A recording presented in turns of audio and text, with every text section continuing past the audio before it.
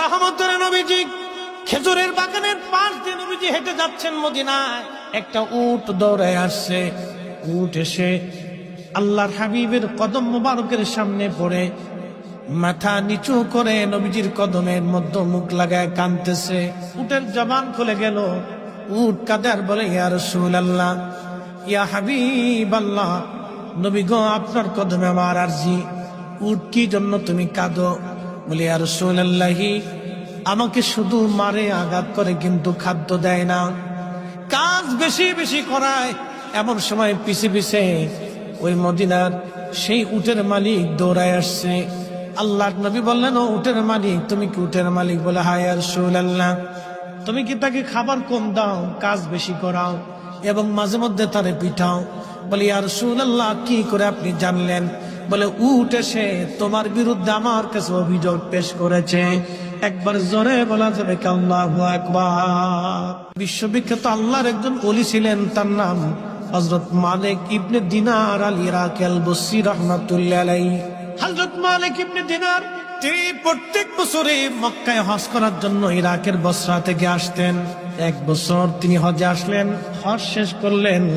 হজ শেষ করার পরে আল্লাহর দরবারে দোয়া করলেন, আল্লাহ আপনি দয়া করে আমাকে জানান কার হজ হলো, কার হজ হলো না।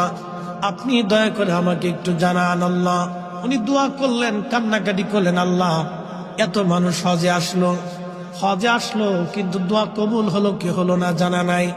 আল্লাহ রাব্বুল আলামিন রাত্রিবেলা হযরত মালিক ইবনে দিনারকে স্বপ্ন দেখাইলেন, মালিক রে, সবার হজ আমি আল্লাহ কবুল করেছি, সবার জীবনের গুনাহ আমি আল্লাহ মাফ করে দিয়েছি, কিন্তু একজন মানুষের দোয়া এবং একজন মানুষের হজ আমি আল্লাহ কবুল করি নাই, এবং একজন মানুষকে আমি আল্লাহ ক্ষমা করি নাই।